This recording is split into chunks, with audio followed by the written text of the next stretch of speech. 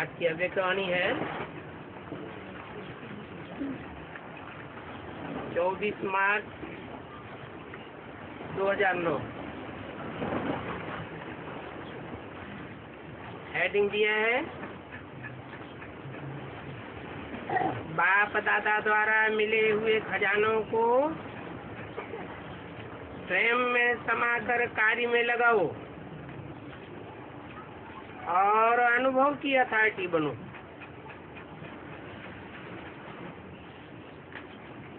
आज चारों ओर के सर्व खजाने जमा करने वाले संपन्न बच्चों को देख रहे हैं।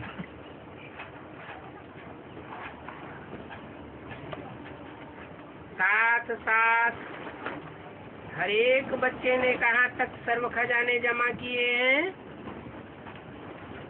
उसकी रिजल्ट भी देख रहे थे। खजाने तो बाप दादा द्वारा बहुत अविनाशी मिले हुए हैं। सबसे पहले बड़े से बड़ा खजाना है ज्ञान धन, जिस ज्ञान धन से मुक्ति और जीवन मुक्ति की प्राप्ति होती है।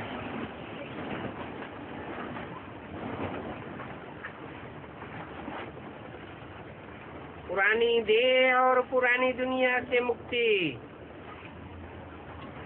जीवन मुक्त स्थिति और मुक्ति धाम में जाने की सभी बच्चों को प्राप्त है। और साथ में एक ज्ञान का खजाना ही नहीं, लेकिन योग का भी खजाना है, जिस योग से सब प्रकार की शक्तियों की प्राप्ति होती है।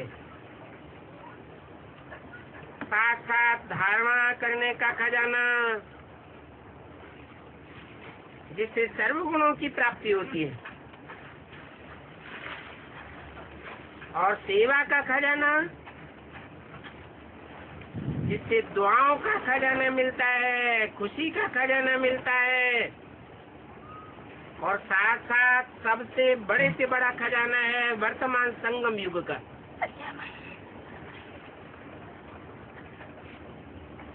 ये संगम युग का समय सारे कल्प में अति अमूल्य समय है, अमूल्य खजाना है।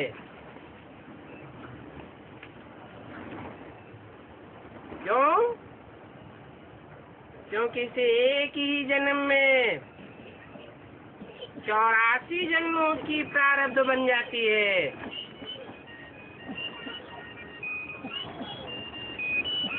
व्यसल हो जाती है।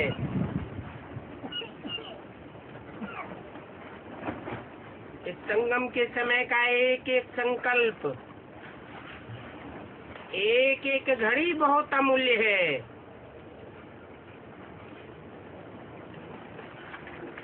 एक सेकंड का शुभ संकल्प लंबे समय की सुख की प्राप्ति कराई देता है।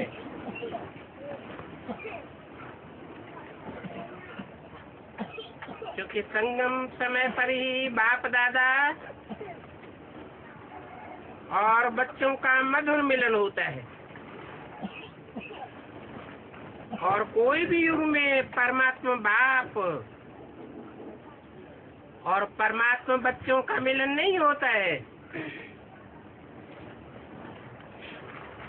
साथ ही साथ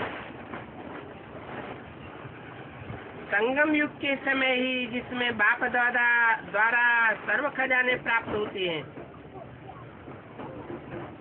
वो खजाना जमा होने का समय संगम युग है। और कोई भी युग में जमा का खाता नहीं होता। जमा करने की इतनी भारी बैंक और कोई युग में होती नहीं।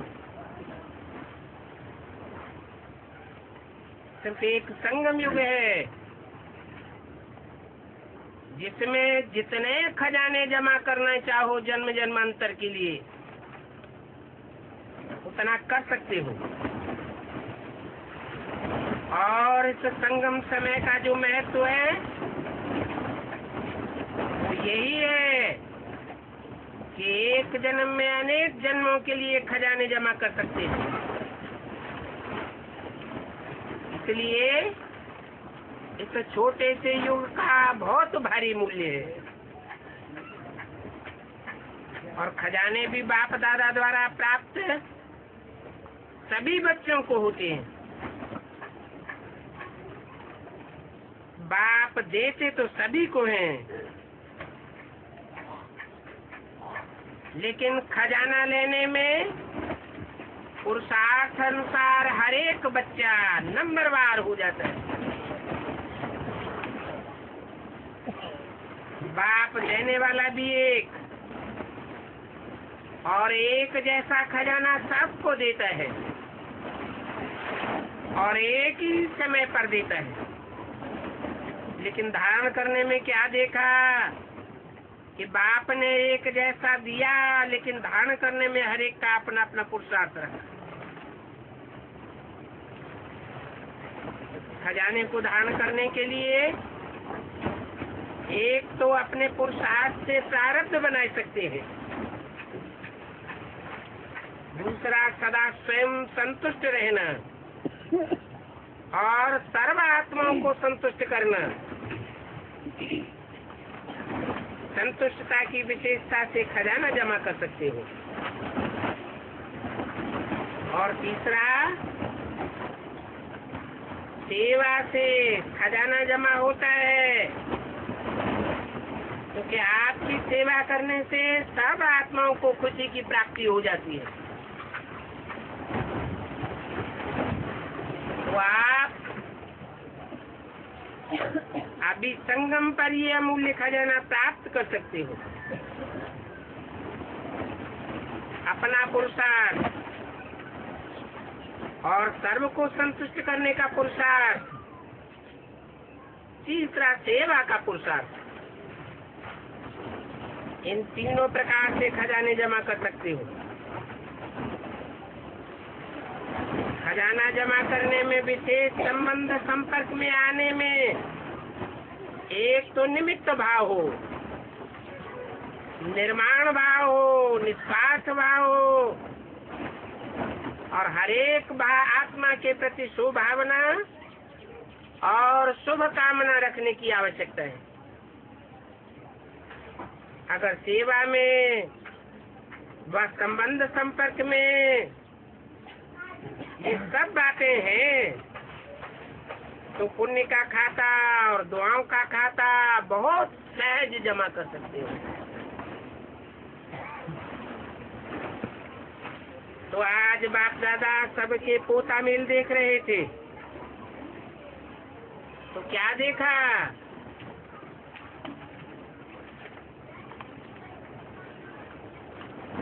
एक बच्चे जमा किया हुआ खजाना खाया, जमा भी किया और खा के खत्म भी कर देते हैं। ऐसे एक प्रकार के बच्चे हैं। दूसरे प्रकार के बच्चे हैं जिन्होंने खाया, जमा किया, जमा करने में अटेंशन दे करके बढ़ाया भी।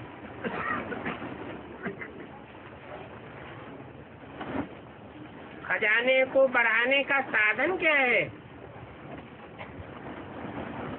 बढ़ाने का साधन है जो खजाने मिले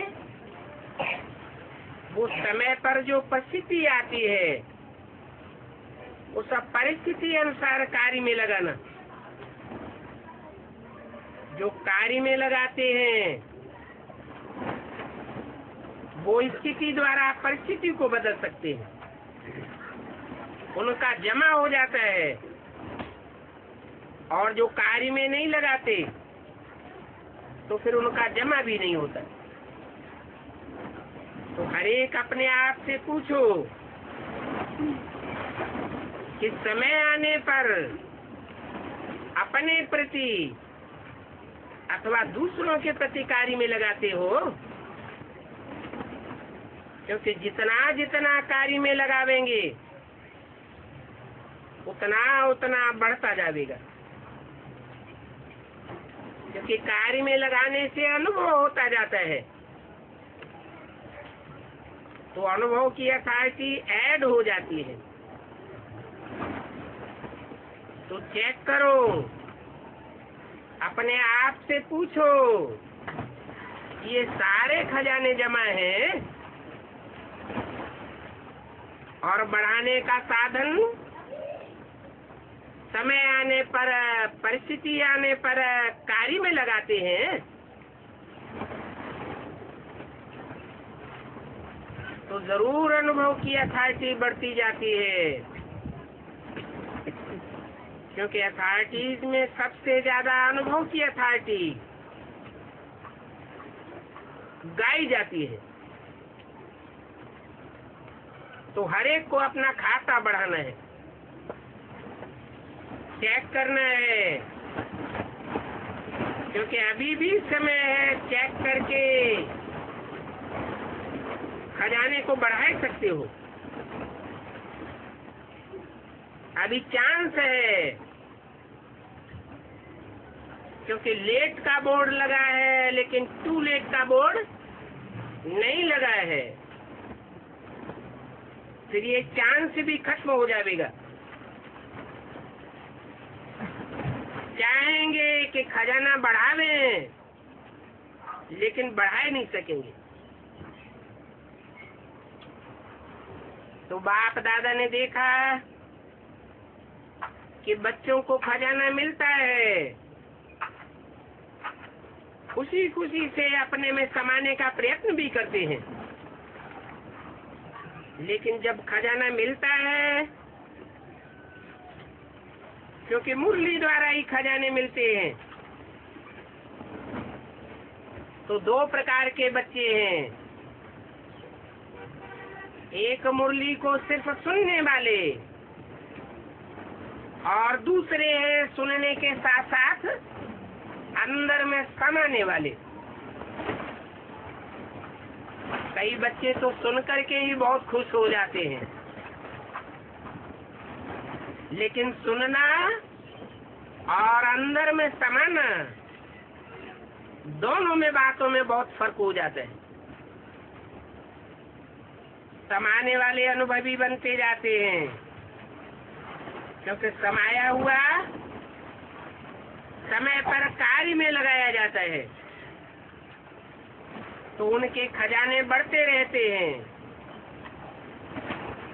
सुनने वाले वर्णन करते हैं, बहुत अच्छा सुनाया, बहुत अच्छी बात बोली, बहुत अच्छी मुरली चली, लेकिन समाने में कमी रह जाने के कारण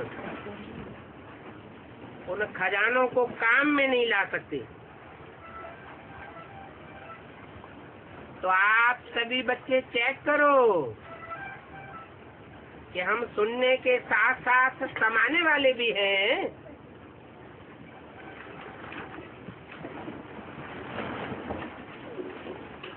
क्योंकि थोड़ा भी समाने में कम होगा, भरपूर नहीं होगा, तो हलचल में आते रहेंगे।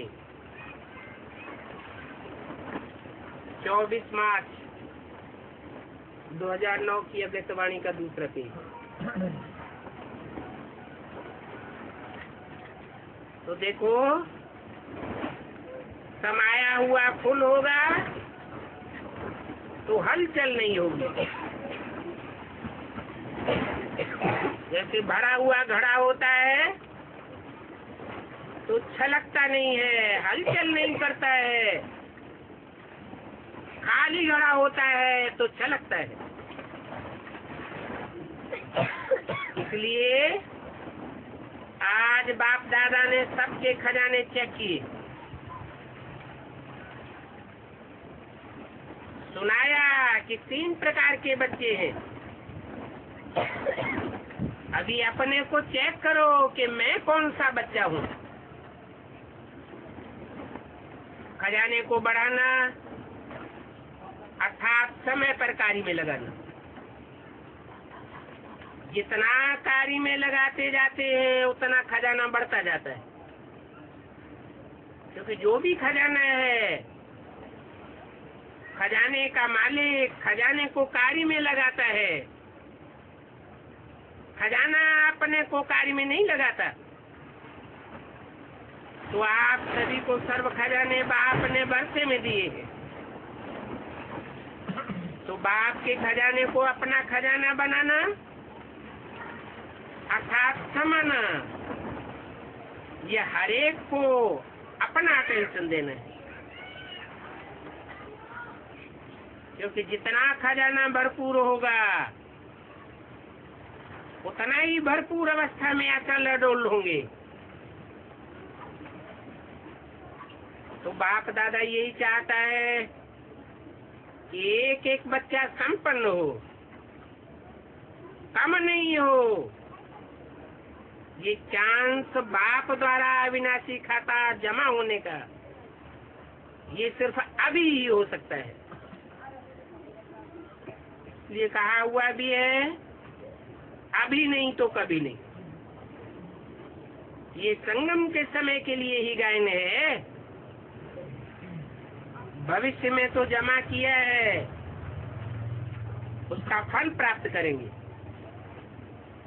लेकिन प्राप्ति का समय सिर्फ अभी है। तो हर एक को अपना खाता देखना है। जिसका जितना भंडारा भरपूर है, उसके नैनों से, चलन से, चेहरे से जरूर मालूम पड़ जाता है।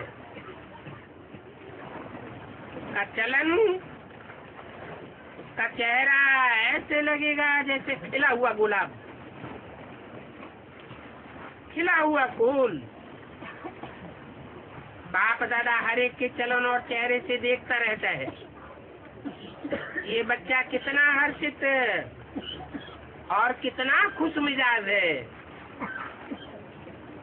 नैनों से रूहानियत झलकती हो, चेहरे से मुस्कुराहट और कर्म से हर एक गुण सभी को अनुभव होगा। तो इन बातों में हर एक बच्चा अपने को चेक करे। बाप दादा की हर एक बच्चे में यही शुभ भावना है कि हर एक बच्चा हर एक आत्माओं को ऐसा खजानों से संपन्न बनावे। आज विश्व की आत्माएं सभी यही चाहती हैं कि कुछ न कुछ आध्यात्मिक शक्ति मिल जावे, और आध्यात्मिक शक्ति के दाता आप ब्राह्मण आत्माएं हैं। क्योंकि होली है, साई है, तो रिचेस्ट आप आत्माएं हैं। होलीएस्ट भी सब आत्माओं से ज्यादा आप हो।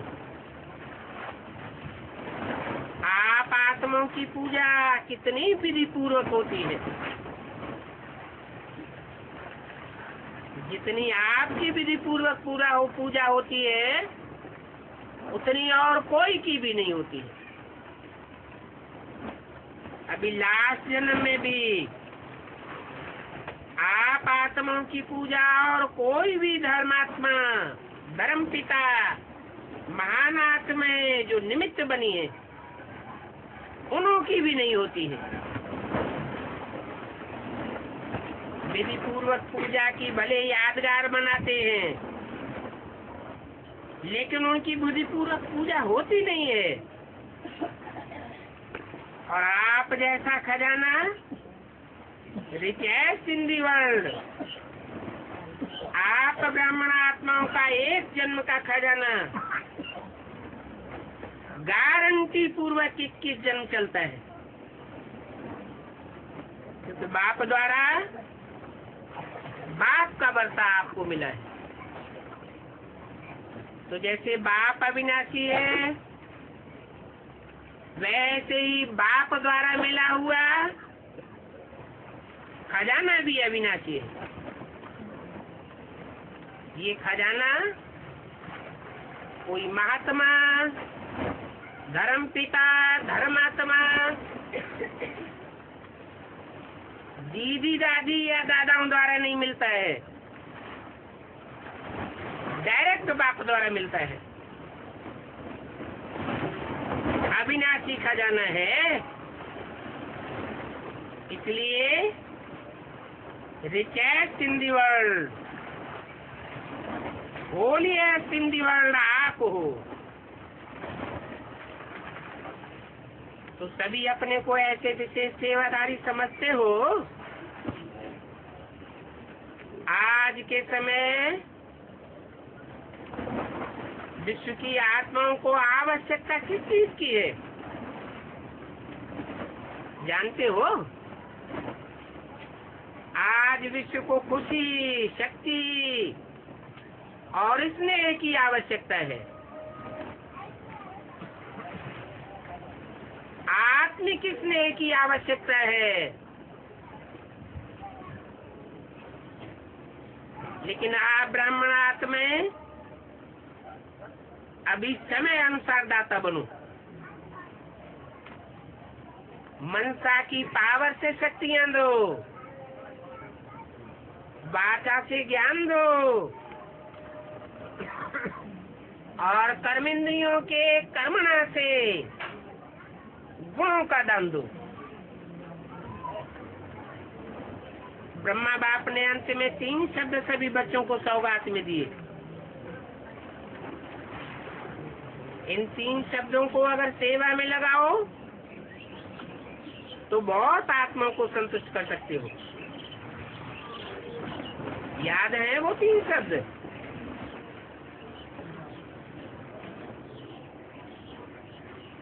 निराकारी, निर्विकारी और निरहंकारी। तो मनसा द्वारा निर्विकारी, वाचा द्वारा निरहंकारी, कोई ऐसा बोल न निकले जो सुनने वाले को अहंकार का अनुभव हो जाए, अहंकारी दिखाई पड़े। और कर्मेंद्रियों की कर्मणा द्वारा विकारी, दुख देने वाला अनुभव न हो, निर्विकारी अनुभव हो। ये तीनों शब्द सेवा में लगाओ। अभी विश्व को आपकी शक्ति द्वारा थोड़ा सा दिल का आनंद, सुख की प्राप्ति हो, सब निराश है। और आप विश्व के लिए आशाओं के सितारे हो। बाप दादा सभी बच्चों को बाप की आशाओं के सितारे के रूप में देखते हैं। सिर्फ उम्मीदों के सितारे नहीं, लेकिन आशाएं पूर्ण करने वाले आशाओं के सितारे हो। बाप दादा के पास बच्चों का स्नेह पहुंचता है। और सबसे सहज पुरुषार्थ कौन सा है? भिन्न भिन्न प्रकार के पुरुषार्थ हैं, लेकिन सबसे सहज पुरुषार्थ है स्नेह का। स्नेह में कड़ी से कड़ी मेहनत भी मोहब्बत अनुभव होती है, मोहब्बत के रूप में बदल जाती है।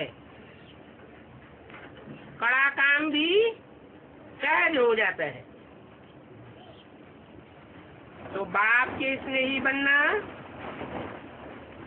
अर्थात सहज सहज पुरुषार्थ करना। कोई तकलीफ अनुभव नहीं होगी। स्नेह में आप सभी अपने को स्नेही समझते हैं,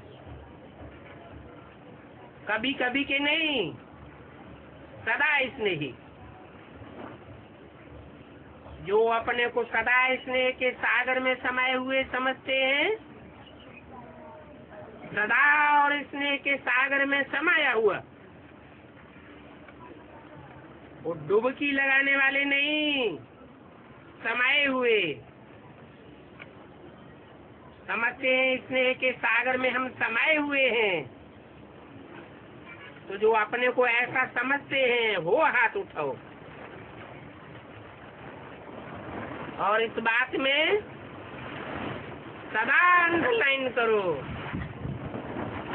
ये सदा शब्द अंडरलाइन हो।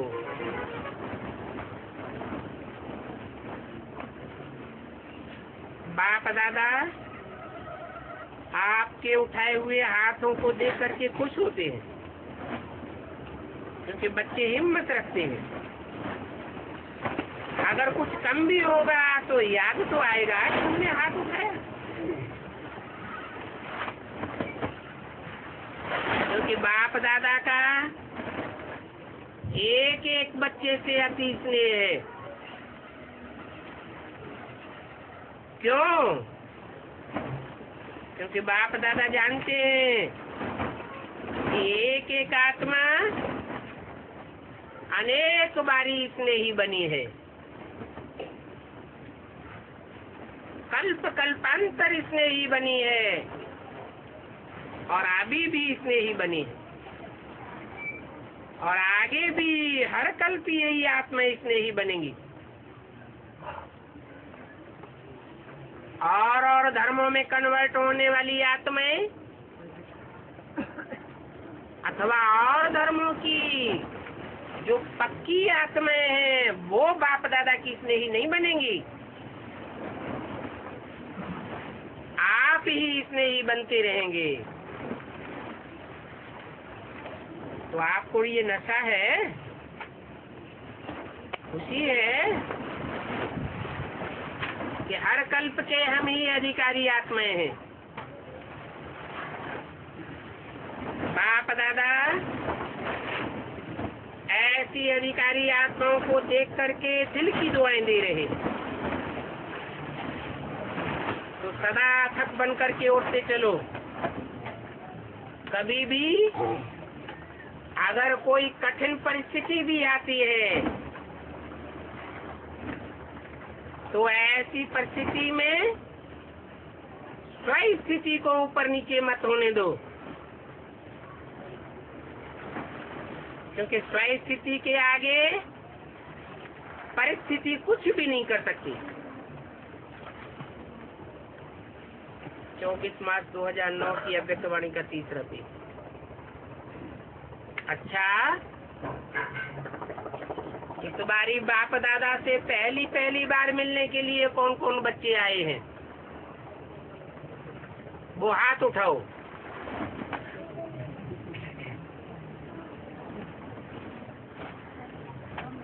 आते तो बहुत हैं।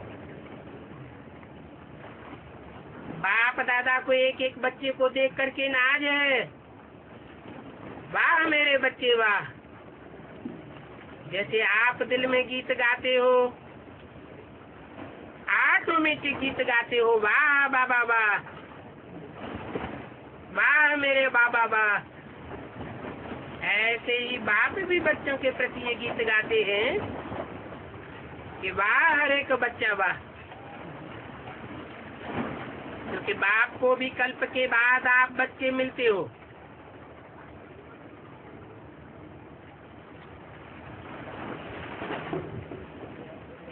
आप बच्चे बाप को मिलते हो ना, और एक एक विश्व के आगे वो बच्चा महान बन जाता है। तो बाप भी गीत गाते हैं, वाह बच्चे वाह। तो मेरे सभी बच्चे वाह वाह हो गए। तो सदा यही याद रखो, हम वाह वाह हैं। सारे संसार में हमारी वाहवाही होने वाली है। दुनिया विनाश में हाय हाय करती रहेगी, और आप धरती के सितारे ज्ञान की रोशनी फेंकते हुए वाह वाह के गीत गाते रहेंगे।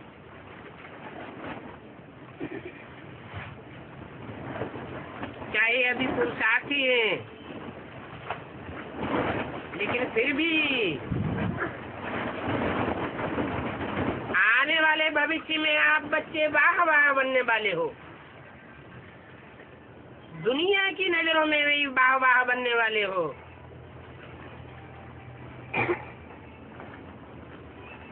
तो आप बच्चे वाह वाह वाह वाह वाह सदगुरु के साथ चलेंगे ना, आप साथी है ना, रह तो नहीं जाएंगे। बाप तो कहते हैं हर एक बच्चे को स्नेह की गोदी में साथ ले जाएं। तो साथ जाने के लिए तैयार हो। रास्ते में कोई अटैचमेंट का साथी आ जावे तो रोकेगा तो नहीं। बाप दादा के साथ चलेंगे ना, क्योंकि वायदा है, आप वायदे को निभाने वाले हो। तो अभी बाप दादा यही चाहते हैं कि जल्दी से जल्दी आप सब अपना फरिश्ता रूप इमर्ज करो। फरिश्ता अर्थात स्पर्श की दुनिया वाले देहधारियों से आपका कोई भी रिश्ता नहीं। चलते फिरते फरिश्ता ड्रेस वाले अनुभव कराओ। बाप दादा ने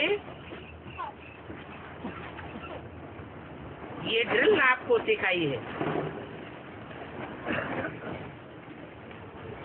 काम करते करते, चलते चलते, बैठे बैठाए बीच बीच में ये ड्रिल करते रहो। आपको वस्त्र बदली करने की तो आदत है ना। तो जैसे 63 जन्म शरीर की ड्रेस बदली करते रहे, ऐसे ही आत्मा का स्वरूप फरिश्ता ये बार बार अनुभव करो। ये फरिश्ताई ड्रेस आपको पसंद है ना। जैसे ब्रह्मा बाप अव्यक्त फरिश्ता रूप में वतन में बैठे, ऐसे बाप समान आप सब भी चलते फिरते फरिश्ते रूप में अनुभव करो।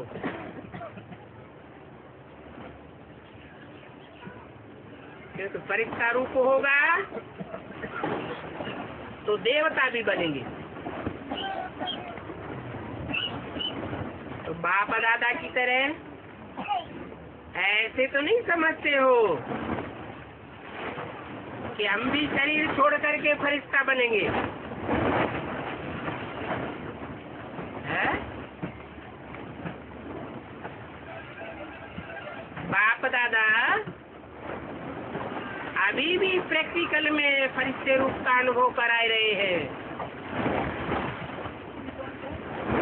जैसे बाप के 3 रूप याद रहते हैं, बाप, शिक्षक और सदगुरु,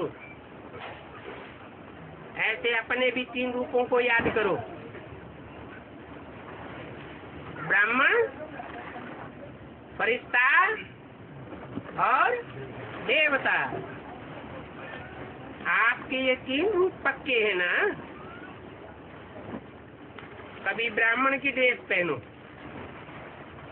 कभी फरिश्ते की, कभी देवता की। इन तीनों रूपों में सतही त्रिकालदर्शी सीट में बैठ साक्षी होकर के कार्य करते रहेंगे। तो सभी से बाप दादा यही चाहते हैं कि सदा बाप दादा के साथ रहो, कभी भी अकेले अनुभव नहीं करो। ये तो बाप का वायदा है। क्या याद आया? अरे बीके वालों को याद ना आए तो भी कोई बात नहीं, आपको तो याद होना चाहिए। साथ रहेंगे, साथ चलेंगे, बीच में छोड़ करके नहीं जाएंगे। अगर अभी कभी कभी रहेंगे तो फिर साथ कैसे चलेंगे? इसने ही को कभी भूल नहीं सकता है। तो सारे दिन में ये अभ्यास करते रहो। अभी अभी साकारी, अभी अभी आकारी, अभी अभी निराकारी। देवताएं देववाणी की स्टेज में रहते हैं क्या? कि अपन को ज्योति बिंदु निराकार आत्मा समझते हैं? क्या समझते हैं? निराकार आत्मा समझते हैं। देववाणी में उनकी बुद्धि नहीं धरी रहती है। अच्छा, चारों ओर के सर्व बच्चों को जो सदा खजाने से संपन्न है, सदा अपनी चलन और चेहरे से सेवादारी है, क्योंकि आप सबका वायदा है कि हम विश्व परिवर्तक बन विश्व का परिवर्तन करेंगे। तो चलते फिरते भी सेवादारी सेवा में ही तत्पर ही रहते हैं। ऐसे विश्व सेवादारी सारे विश्व के परिवर्तन करने वाले, हर एक बच्चे को बाप के खजानों से भरपूर करने वाले हो। बाप दादा के चारों ओर के बच्चों को बाप दादा का याद त्याग और दिल की दुआएं और नमस्ते। अच्छा, आज सेवा का टर्न महाराष्ट्र जोन का है।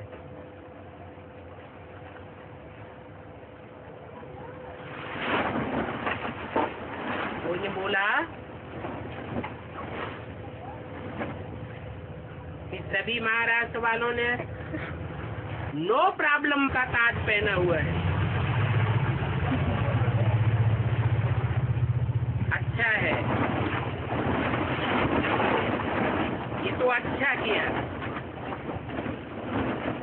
सभी ने अपने ऊपर ताज लगाई दिया है। जैसे ताजदारी नो प्रॉब्लम वाले हैं, नो प्रॉब्लम का ताज लगाया है, तो सभी की तरफ से बाप दादा यही दुआएं दे रहे हैं कि सदा काल के नो प्रॉब्लम भव। ऐसे हरेक मनवाणी कर्म संगठन में सदा नो प्रॉब्लम रहने वाले। अगर प्रॉब्लम आवे भी तो 1 सेकंड में परिवर्तन हो जावे। प्रॉब्लम के रूप में आए और संपन्न के रूप में बदल जाए। अच्छा है, नो प्रॉब्लम वालों का सीन देख रहे हैं। कितनी अच्छी सीन है। संकल्प और श्वास में भी नो प्रॉब्लम। तो सभी की तरफ जो ताजदारी बने हैं उनको बधाई दो।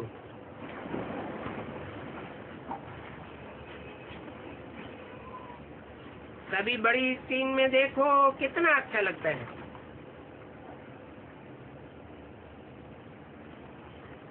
एक एक बच्चे को जिन्होंने संकल्प किया है नो प्रॉब्लम,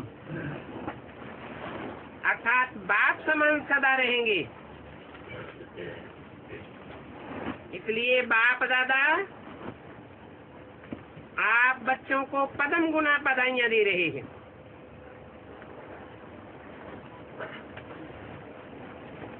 नाम ही है महाराष्ट्र। तो महाराष्ट्र अर्थात महान स्वरूप द्वारा सेवा करने वाले। अभी महाराष्ट्र ने कोई बड़ा प्रोग्राम नहीं किया है। बहुत समय हो गया है। कोई विशेष इन्वेंशन कर महान सेवा का पार्ट बजाने में बाप दादा को याद है कि महाराष्ट्र ने प्रदर्शनी निकालने का अच्छा पार्ट बजाया था।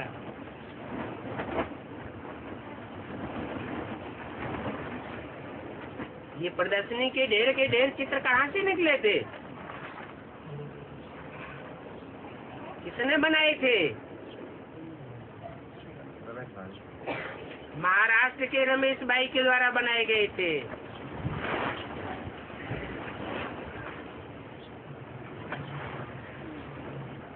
उन्होंने तो जड़ा चित्र बनाए। आप तो बेहद के महाराष्ट्रियन हो, तो कैसी प्रदर्शनी बनाएंगे? चैतन्य चित्रों की प्रदर्शनी बनाएंगे।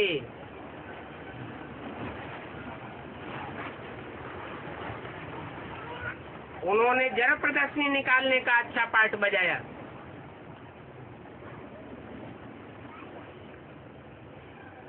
आप चैतन्य प्रदर्शनी निकालो। जड़ प्रदर्शनी के द्वारा अभी तक भी सेवा हो रही है कि बंद हो गई? अभी तक भी जड़ प्रदर्शनी के द्वारा सेवा हो रही है।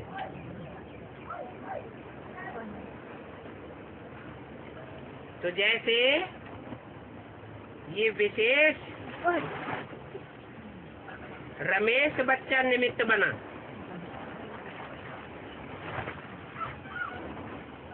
अभी तक वह यादगार चल रही है। तो ऐसी कोई विशेष इन्वेंशन अभी महाराष्ट्र को निकालनी है।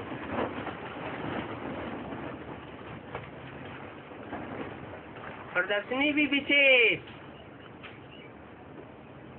ऐसी प्रदर्शनी है चैतन्य चित्रों की प्रदर्शनी। एक एक चित्र फरिश्ता दिखाई दे। करना है कोई नई बात करके दिखाओ। प्रदर्शनी, मेले, सम्मेलन, कॉन्फ्रेंस, ये तो पुरानी बातें हो गई। जैसे दिल्ली वालों ने हिम्मत रखी है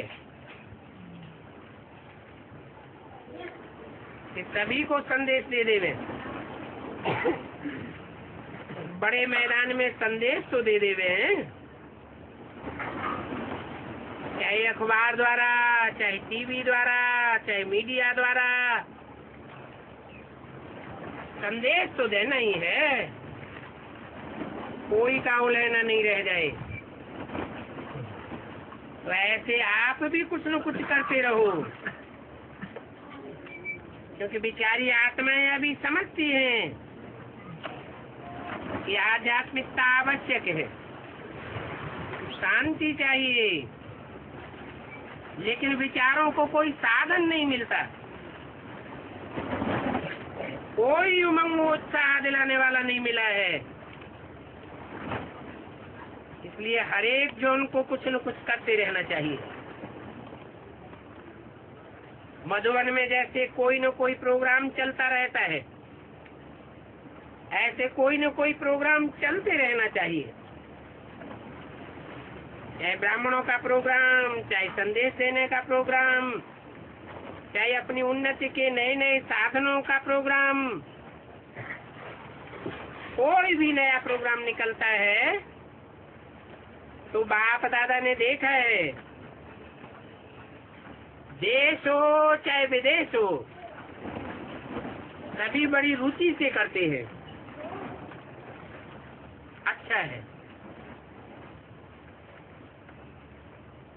24 मार्च 2009 की अव्यक्तवाणी का चौथा पेज।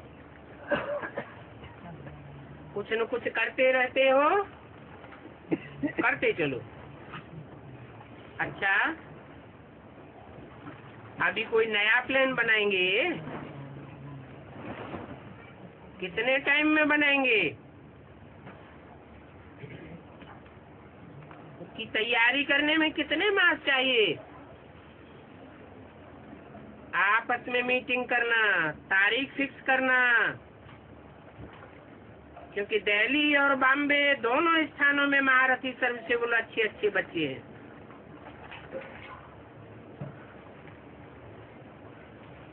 और अभी हर एक जोन में भी देखा है कि सर्विसेबल बच्चे बढ़ते जाते हैं।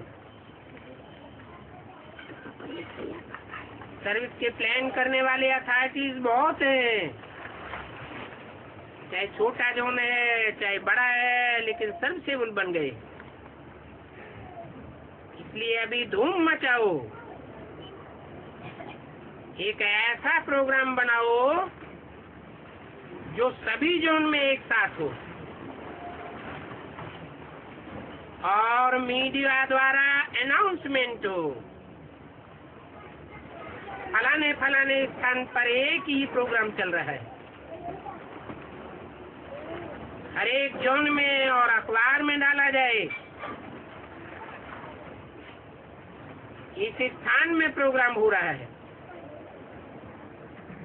सारे स्थानों की एड्रेस और टॉपिक एक ही टॉपिक हो, एक ही समय हो, एक ही टॉपिक हो, जहाँ भी जाएं वही टॉपिक। ये हो सकता है ना? विदेश में भी इसी तारीख पर यही प्रोग्राम, तो चारों ओर एक ही एक दिखाई दे।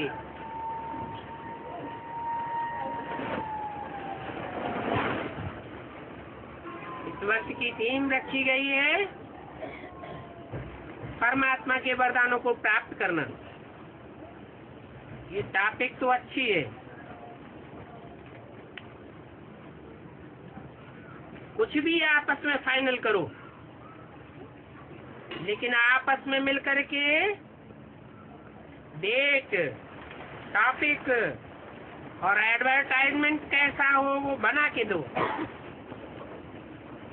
जो भी टॉपिक रखेंगे पहले से ही बाप दादा को पसंद है, अच्छा है, क्योंकि सभी इच्छुक हैं।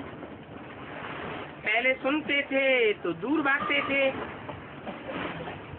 अभी चाहते हैं कि कुछ सुने। वीआईपी भी इंटरेस्ट से लेते हैं, तो अभी एक ही आवाज चारों ओर फैले, चारों ओर जहाँ भी जाएं तो सुने। यही अच्छा है, चारों ओर देखा जाता है। वृद्धि भी अच्छी हो रही है, ब्राह्मण भी बढ़ रहे हैं, अभी नंबरवार हैं, लेकिन बाप दादा यही चाहते हैं कि सब नंबर 1 बने। अच्छा है। महाराष्ट्र कोई नई इन्वेंशन निकाल करके सेवा में एक नवीनता का आवाज फैलाएगा।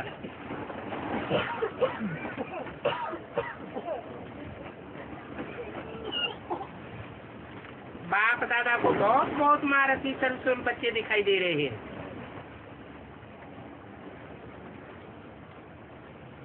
टीचर्स भी अच्छे अंदाज में अपना सेवा केंद्र संभाल रही हैं, इसकी मुबारक। और बाप दादा पदम गुना मोता दुआएं भी दे रहे हैं। अच्छा, ओम शांति।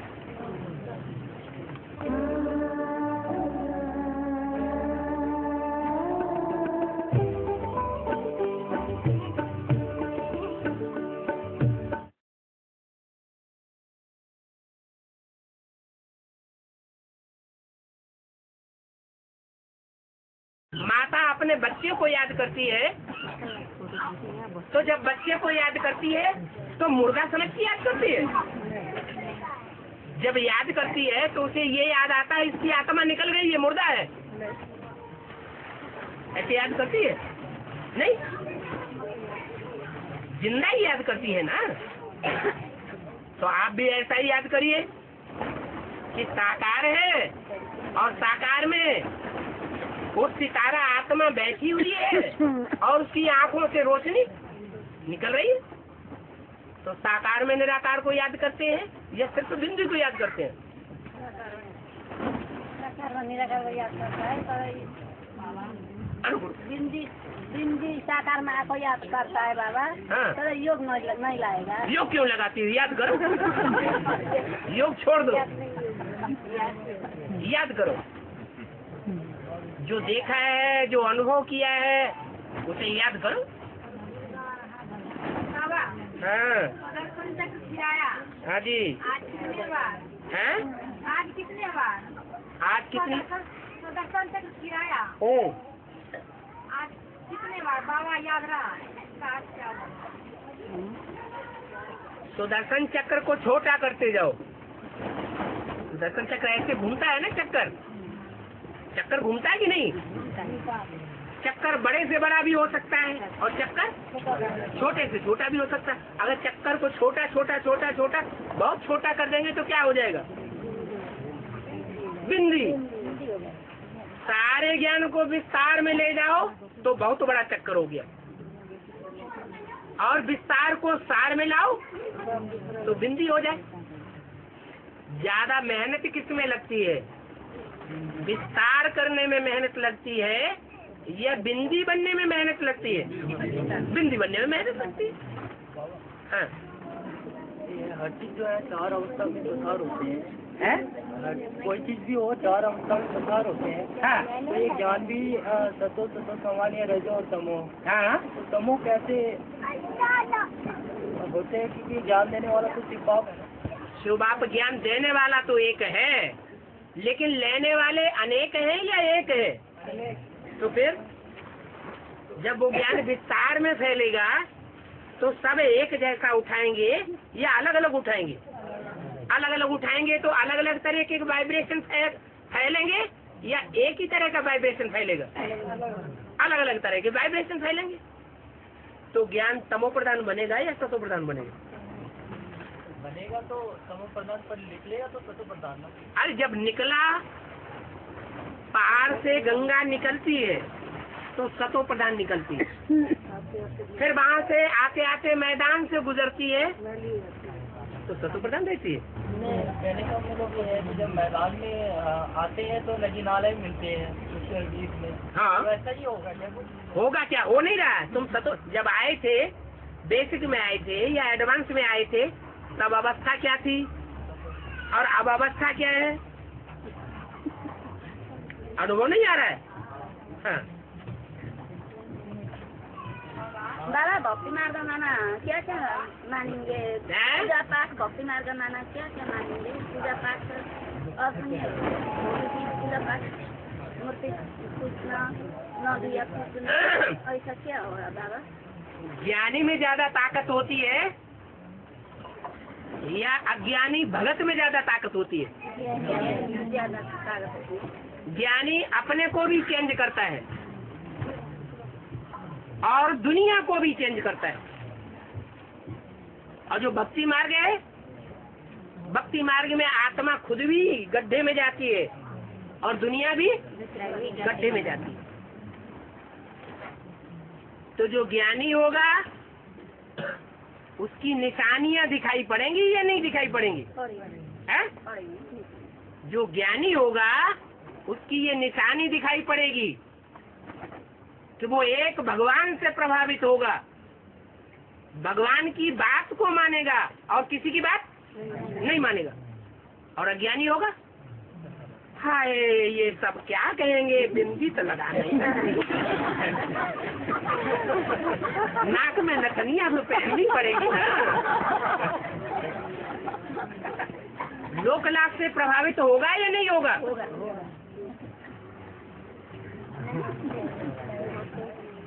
जो ज्ञानी होगा वो आने वाली दुनिया की लोकलाज देखेगा, नई दुनिया की लोकलाज देखेगा या भस्म होने वाली दुनिया की लोकलाज देखेगा?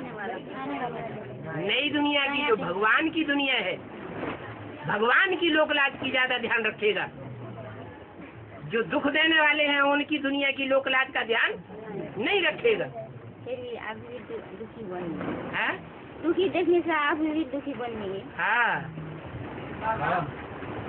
जो ये जो आदि में एक कहानी है ब्रह्मा बाबा का साक्षात्कार हुआ, उसके बाद में माता के पास में गया और माता ने हमने शिकायत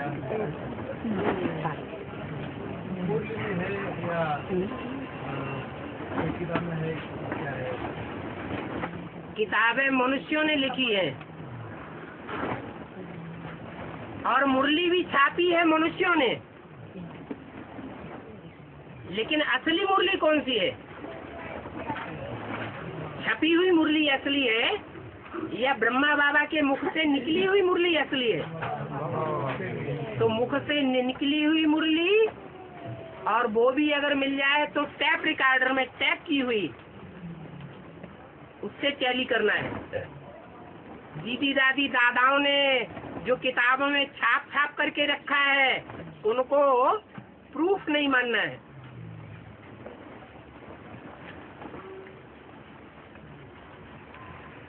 और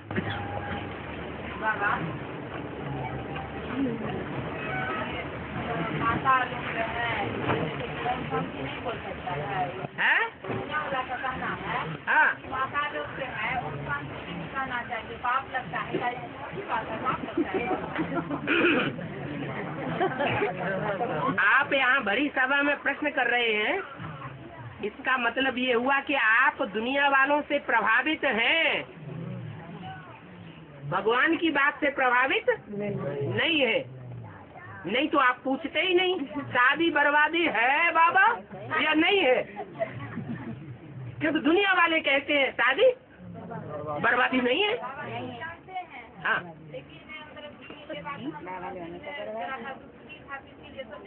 दिल में खाती है ना कि दुनिया वाले कह रहे हैं कि ओम शांति माताओं को नहीं करनी चाहिए। माता पूछ रहे हैं कि दुनिया को शांति करना नहीं, उसका कहना है कि ओम नहीं कहना चाहिए माता को। हम लोग तो शांति करते हैं, हम लोग को बाबा जैसा बताता है वैसे करेंगे, तो मतलब कि हम लोग सही रास्ता अपना दें, लेकिन कोई सलाह नहीं करेंगे। तो लोगों की बात को आप एक कान से सुन के दूसरे कान से क्यों नहीं निकाल देते? कहाँ निकालते? आप तो यहाँ सबके सामने निकालते हैं। हाँ, अव्यक्तवाणी कब तक चलेगा? है? अव्यक्तवाणी कब तक चलेगा? आपको अव्यक्तवाणी से कोई नुकसान हो रहा है क्या? है? आपको तो अव्यक्तवाणी फायदा पहुंचा रही है, नुकसान पहुंचा रही है, तो आप ऐसा प्रश्न क्यों कर रहे हैं? शिवलिंग पर का प्रसाद क्यों नहीं खाते हैं? शिवलिंग पर जो प्रसाद चढ़ाते हैं क्यों नहीं खाते? हाँ, क्योंकि शिवलिंग का जो प्रसाद है वो दुनिया वाले भगत तो समझते हैं कि वो जड़ प्रसाद है। क्या? कोई फूल चढ़ा दिया, कोई फल चढ़ा दिया, कोई नैवेद्य चढ़ा दिया, मीठी चीज चढ़ा दी, दूध चढ़ा दिया, घी चढ़ा दिया, तो लोग तो स्थूल चीज को समझते हैं या चैतन्य को समझते हैं? भगवान जो है वो लड्डू पेड़ा खाने के लिए आता है क्या?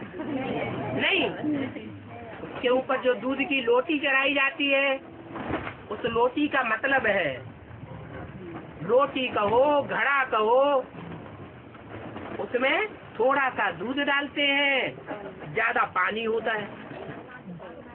है ना? तो वो लोटी किसकी यादगार है? हाँ, यादगार तो भक्ति मार्ग की है, लेकिन भक्ति मार्ग में कौन सी चीज है जिसकी वो यादगार है? लोटी है? जो आत्माएं अर्पण होती हैं, जिनको अर्पण किया जाता है, तो अर्पण करने वाले माँ बाप होते हैं ना, या पति होता है ना, तो पति अपनी पत्नी को अर्पण कर देता है ईश्वरीय कार्य में, माँ बाप अपनी बच्ची को अर्पण कर देते हैं। तो वो लोटी है, उसमें दूध कम होता है या ज्यादा होता है? दूध बहुत थोड़ा और बाकी सारा पानी। तो ये आप तो समझते हैं क्या? बोलो, वो नहीं समझते, और हम यहाँ बैठे हुए हम भी नहीं समझते, तो हम भी भगत हुए या ज्ञानी हुए? नहीं समझते। नहीं समझते। लगाते थे कि भारी ज्ञान है, इसीलिए वो दुनिया वाली नहीं। इसलिए जो भगवान के ऊपर अर्पण किया गया, वो भगवान के ऊपर अर्पण हुई की चीज और कोई दूसरा यूज करे तो उसको महापाप लगेगा या नहीं लगेगा? लगेगा। माँ बाप अपनी अर्पण की हुई कन्या को वापस ले जाएं तो चांडाल बनेंगे या नहीं बनेंगे? बनेंगे। इसलिए भक्ति मार्ग में ये गायन है कि शिवलिंग के ऊपर जो चढ़ाया जाए प्रसाद, प्रसाद माने प्रसन्नता देने वाली चीज, वो प्रसाद किसी दूसरे को यूज नहीं करना है। जो कन्या बाबा में रहना चाहती है, कन्या स्वयं में रहना चाहती है तो फिर भी माँ बाप को पाप लगेंगे। माँ बाप लाए ही नहीं तो उन्हें पाप क्यों लगेगा? नहीं रहना चाहती है, नहीं रहना चाहते, दुनिया बहुत बड़ी है, चाहे जहाँ चली जाए, माँ बाप नहीं लेके आए। अरे तो पाप नहीं लगेगा? वही पूछिए, कहने का अगर कन्या नहीं रहना चाहती है, नहीं रहना चाहती है तो कन्या जाने, कन्या का काम जाने। माँ बाप नहीं, माँ बाप को कोई असर नहीं पड़ेगा। माँ बाप क्यों असर पड़ेगा? उन्हें दे दी चीज, जो चीज दे दी वो वापस लेना तब असर पड़ेगा, या वापस ली नहीं तो असर पड़ेगा? लेंगी तब ना वापस पड़ेगा। नहीं रहना चाहिए। माँ बाप को रखना चाहिए या नहीं रखना चाहिए? सवाल ये है। वो नहीं रहना चाहती तो न रहे। माँ बाप उसके निमित्त क्यों बन रहे हैं रखने का? घर में आने देंगे तो ऐसी चीज जो घर में आएगी तो वो घर का सत्यानाश करेगी, जो भगवान को नहीं पहचानेगी, भगवान को धोखा देगी, अपने माँ बाप को धोखा देगी, तो घर वालों का मुंह काला करेगी या उजाला करेगी? क्या समझते हो? अरे बोलते क्यों नहीं? पक्ष में आओ या विपक्ष में आओ? वो चाहता है कि कन्याओं को वापस आना चाहिए। नहीं तो दादा, हाँ। दान तो बहुत होता है, जैसा दान, कोई लोग दान देता है, कोई कह रहा है, लेकिन सबसे बड़ा दान क्या है? कन्यादान। सबसे बड़ा ज्ञान वो अपनी अम्मा को ज्ञान सुनाती है। सबसे बड़ी दान है ना, महादान कहा जाता है उसको। हाँ जी, हाँ जी, हाँ जी। तुम 18 साल की हो जाओ, अपने आप सरेंडर हो जाना।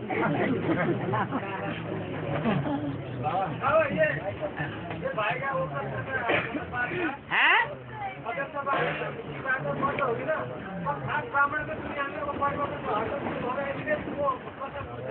क्या? अध्यक्ष वाणी जब बंद होगी तब खास ब्राह्मणों की नई दुनिया स्टार्ट होगी। इसे वो पूछकर कि अध्यक्ष वाणी कब तक चलेगी? फिर वही बात,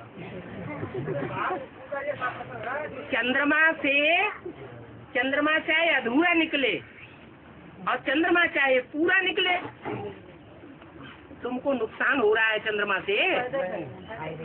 नुकसान तो नहीं हो रहा है। अच्छा, ये बात जरूर है कि चंद्रमा पूर्णमासी का सबको अच्छा लगता है, लगता है कि नहीं?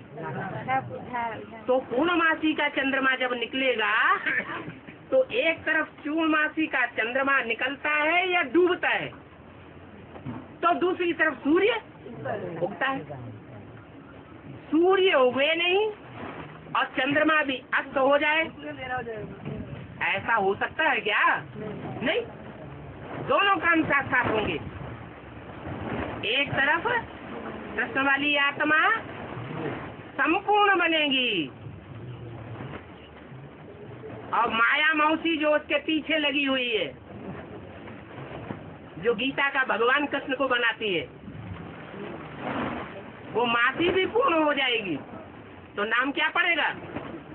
पूर्णमासी। और दूसरी तरफ सूर्य भी उदय हो जाएगा। तो जो काम करना है तो करते नहीं या कर नहीं पाते, ये कहते हैं ये कब मरेगा। गुलजार दादी कैंसर की मरीज, इतने साल से लाखों रुपया पर लगता है खून बदलने में, कब मरेगी? तो नेगेटिव संकल्प हम क्यों करें? हमें करना क्या है? अरे क्या करना है? अरे हम ब्राह्मण बच्चों की क्या जिम्मेवारी है? बाप को प्रत्यक्ष करना, ज्ञान सूर्य को प्रत्यक्ष करना।